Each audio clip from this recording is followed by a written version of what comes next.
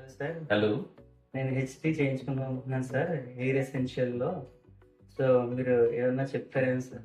మంచి డెసిషన్ తీసుకున్నారండి. ఈ హెయిర్ ట్రాన్స్‌ప్లాంటేషన్‌కి మీరు రావడం అనేది చాలా గుడ్ స్టెప్. మీకు హెయిర్ చాలా లాస్ అయింది. పైన కూడా చాలా వరకు ఇదైంది. నేను ఇక్కడే చేయించుకున్నానండి. ఓకే. చాలా మంచి రిజల్ట్ వచ్చింది. ఓకే. మేడం బాగా నన్ను గైడ్ చేశారు. చాలా ఇబ్బంది పడేవాడిని. షై ఫీల్ అయ్యేవాడిని నలుగురిలో తిరగడానికి గాని.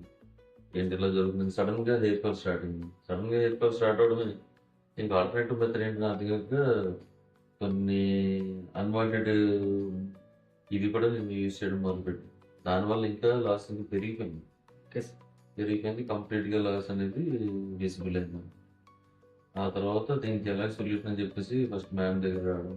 ఎలాగని అడిగితే వాళ్ళు కౌన్సిల్ చేశారు నన్ను. ఓకే. కౌన్సిల్ చేశారు. హెయిర్ చెక్ చేశారు. చెక్ చేసి స్ట్రెంగ్థెనింగ్ నా డోనర్ ఏరియాలో ఉందంతా చెక్ చేశారు. చేసిన తర్వాత ఫైనల్‌గా వాళ్ళు ఒక డెసిషన్‌కి వచ్చి హెయిర్ లైన్‌ని ప్రొటెక్ట్ చేస్తూ ఏంటంటే అన్‌నేచురల్ లుక్ రాకుండా నేచురల్ లుక్ చూడడానికి అబ్బా! ఎంత బాగుంది.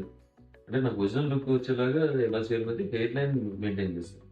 ఒరిజినల్ హెయిర్ లైన్ మెయింటైన్ చేయడం వల్ల అక్కడే దానిలోనే వాళ్ళు చేసుకుంటూ వచ్చారన్నమాట. ట్రాన్స్‌ప్లాంట్ చేసుకుంటూ వచ్చారు. డోనర్ అనేది ప్రొటెక్ట్ చేశారు. Okay sir. ట్రాన్స్‌ప్లాంటేషన్ చేసుకున్నప్పుడు ఏదైనా పెయిన్‌ఫుల్ గాని, అలాంటివి కంప్లెయింట్స్ అవి వస్తాయా? ఎలాంటిది ఉండదు. పెయిన్‌ఫుల్ ఏమన్నా? అసలు మీరైతే దాని గురించి ఆలోచించాల్సిన అవసరం లేదు. ఎందుకంటే ఫస్ట్ ఇంజెక్షన్ పెట్టినప్పుడే మీకు తెలుస్తుంది. తర్వాత ఎప్పుడైపోయిందో తెలీదు. అసలు ఎలా చేసేప్పటికి మీరు విల్ ఎంజాయ్. నా టైంలో అయితే నాకు హెయిర్ ట్రాన్స్‌ప్లాంటేషన్ మేడం మ్యూజిక్ పెట్టారు. ఓకే. చక్కగా సాంగ్స్ వింటూ ఓకే. తర్వాత ఆయన అడుగుతున్నారు. ఇంకో ఆయన అసిస్టెంట్స్ ఉన్నారు. ఆయన అడుగుతున్నారు. ఏం జరుగుతుంది ఏంటి చాలా విషయాలు మాట్లాడుతూ చర్చించుకున్నాం. అసలు హెయిర్ ట్రాన్స్‌ప్లాంటేషన్ చేస్తున్నట్టే నాకు తెలీదు.